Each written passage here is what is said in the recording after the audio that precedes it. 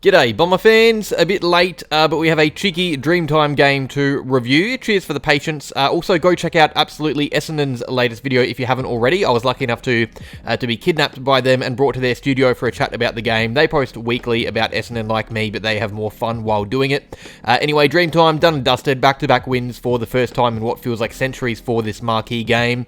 We sit safely inside the top four for now. Life is good. Let's get onto the review. First quarter was an entertaining one for neutrals. It was a bit of a seesaw that was only opened up by moments of individual brilliance. You had Stringer down one end, he was kicking 3 1/4 in game 200, and then on the other end you had Martin and Bolton who were up and about. It was 21 apiece, which of course favoured Richmond as the underdogs. Second term looked like we were going to pull away with it after Hines' second goal. We had an 18-point lead. You felt the crowd shift and realise a surge could come, but it didn't. The Tigers managed to kick a couple of cheap goals back with only minutes left in the quarter and bring themselves back in the game. I was pretty keen for the third term. That's when we put North away last week, and it's usually we're pretty good after the main break, and we yet again got out to a 3-goal lead in that quarter, but again we fell asleep and let them claw their way back to within a goal. We ended the quarter 8 points ahead. The final term was pretty stressful. It felt like we were doing our part to keep the Tigers in the game, but we got the job done. We won by 2 goals, had a scare, but most importantly we got the job done. We walk away with 4 points. So let's talk about this weird and wild game of footy. To start with, we got to praise the Tigers. I thought they were brilliant. It was their best game this year, bar that Sydney match, I reckon, with all the injuries they have, the lack of personnel. They did very well to cope, and not just cope, but contend. They were right in the game, and it comes after back-to-back thrashings as well. They combined 210 points from 2 matches. They were always going to rise to the occasion, but I didn't expect them to look as good as they did. They actually had me worried, so their fans should be pretty happy with that performance. I actually think, even though we got the win, their fan base is probably feeling better about the game, at least from what I'm seeing online. Of the two teams, they were the ones that exceeded expectations and played to the occasion. We were a tad below our best, which is never good, but I feel like this week it was forced on us by our opponent a bit. They were hot, so hats off to them for putting on a show for neutrals. It's good for footy, for these big occasion games to be close and exciting, although it would have been nice if their fans had actually showed up. Perfect weather, fully ticketed, but less than 80k rock up. At least those who rocked up got a good show. That was my first Dreamtime, and it was pretty epic. I'll definitely go back when it's an Essendon home game. Alright, let's talk some negatives, because there are a few big ones. For starters, our midfield. We were praised after that GWS win. We supposedly had one of the best midfields in the comp. Fast forward 2 weeks later, and we are fresh off of hidings from North and Richmond in the guts. We were soundly beaten again last night, and it has me worried. We clearly miss Parrish and or Setterfield in there. Without them both, we look easy to get control over. Goldie was again beaten in the ruck, and I get North beating us. They actually have some talent in there, but when you're letting Thompson Dow, Hugo Ralphsmith, and Kane McAuliffe combine for 12 clearances, what's going to happen when Rowell, Miller, and Anderson play next week? We lost the clearance count 41-31, and it's the third time this year we've lost it badly. The other two were against North last week and Port in Gather Round. This desperately needs to be sorted out before our tough stretch of games, because it doesn't get any easier from here, and allowing teams to kill us in the midfield is not going to help. Yes, injuries have hampered us. No Draper, no Parrish or Setterfield, but that's the card we've been dealt. We just need to deal with it, and we'll find ways around it. And speaking of our midfield, I was pretty unimpressed by the zonal defence, specifically when it involved our outside runners who are often caught out of position a little bit, and I think that really comes down to the fact that we don't actually have proper recognised wingmen playing at the moment. Dersmer and Cox were out. It forced Sartas to be a permanent winger, which is not his role, and when he wasn't there, it was Davey Jr. I felt safe knowing that Cox or Dersmer would lend a hand down back there in the early rounds of the season, but you don't get that security anymore, aside from Kelly and Hepworth a tiny bit, I guess. But to me, it was a noticeable difference without them, especially when McIntosh was having a big impact, and Pickett too, who roamed around the ground a lot. And I think the best indication that we are currently struggling a bit to defend transition footy is the fact we conceded 3 goals from kick-ins, and it might not sound like much, but the league average per game is roughly 4 points. We conceded over 4 times more than that, so I think Brad Scott will be furious knowing we leaked goals out of the back so easily. And I did say this would happen in the preview. I said we would defend higher up the ground, which we did, forcing forward half turnovers, but there were times where they found it far too easy to get Bolton or Pickett or someone else space behind our key backs. We yet again struggled to put our opposition away. It's something that is becoming far too common for us Essendon fans. We've won 2 games by 40 points or more in the last couple of seasons, and both were against the bottom place side at the time. Outside of that, it's been close. We had chances to pile on goals as well against Richmond. We had momentum. The crowd was silenced on more than one occasion, but we never got out to a lead more than 18 points. Seasons are long, games are long, and we cannot keep this up all year, winning close games. I know people are going to point at Collingwood last year. By round 11 last year, they'd won 10 games and only 2 were by 2 goals or less. They actually put away quite a few teams last year. They won 6 games by more than 40 points, which is our biggest winning margin of the year so far.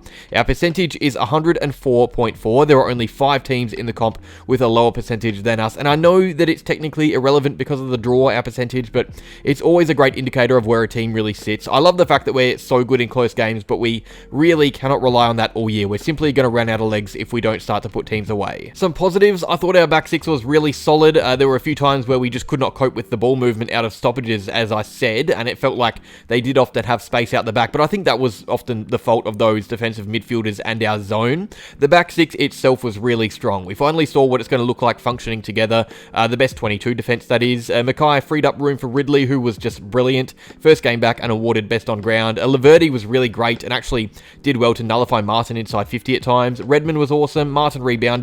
We set up really well to force forward half turnovers. It's Richmond's kryptonite. I highlighted it extensively in the preview. I said they don't exit D50 properly. They give teams possession so easily, and that's exactly what happened on Saturday night. The amount of intercept possessions we gathered, and we of course scored heavily from turnovers. It was how we won the game. We applied forward half pressure and forced them into hat kicks straight to Ridley or Laverty or Redmond or whoever was around.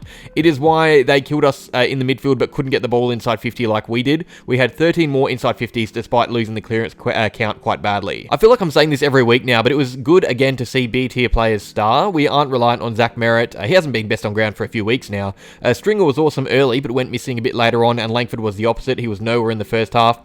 The most consistent players were guys not just like Redmond and Ridley, but also Laverty and Hind, Dyson Heppel even. Players that quite a few of us didn't have in the best 22 at the start of the year. In fact, people were calling for Laverty to be replaced by Reed this weekend, and a few weeks back, Hind was barely in the side. So for them to come in and progress past being a role player, that's really exciting. I didn't have Nick Hind getting 25 disposals and 2 goals on my bingo card at the start of the year, just like how I didn't have Sam Durham being one of the very best in our team at the start of the year, or Matt Guelphy being the elite shutdown forward that he's become. We're growing on the move, and it's happening over time, which is super pleasing to see. That reminds me of Collingwood a bit last year, to be honest, how they constantly had guys in the VFL that just shouldn't have been there. They couldn't get a game. We have that now. Brian can't get a game. Sartas is in and out depending on fitness. Usually when we have injuries in the past, we crumble.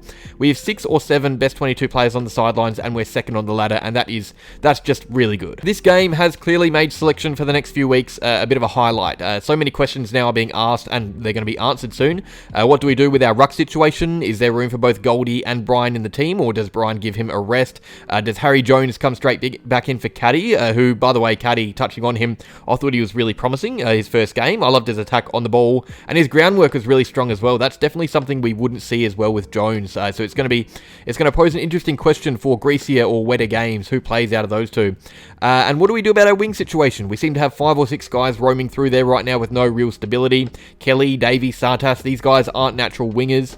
It makes the loss of Dersma a big one. Will Nick Cox be fit enough to play against the Suns? There's going to be lots of questions that will soon be answered, hopefully. All in all, though, it's a win, and you can't really be angry at a win, but there is a lot we have to fix if we want to stay near the top, because right now we are looking like a good team, but not a great one. We have 2 tough games coming up. I feel like we need to win one of them, either against the Suns or the Blues. That'll give me faith as a fan.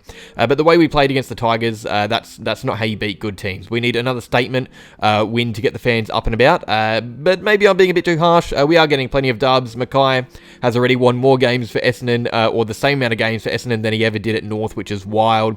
Brad Scott has actually won more games at Essendon since his departure at North Melbourne, which was in 2019.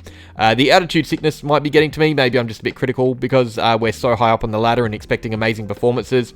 Maybe this game has us sitting back and realising that we might now not be an amazing footy team, but we are at least winning games of footy, and that hasn't been the case for a long time. So let's get onto the votes. The votes might be a bit weird this week, very defender heavy. 1 vote to Nick Hind, who played his best game in the red and black, 25 touches, 2 goals, but that last quarter, I think without him on the field, we may be talking about this game very differently. He had 15 disposals, 11 kicks. He was all over the field. He gave us so much energy when we needed it most. 2 votes to Mason Redmond and 3 to Jordan Ridley. These guys were intercepting everything. It was a smaller Richmond forward line, and that allowed these guys freedom to roam off their opponents. They were massive for us, not just defensively, but going forward as well.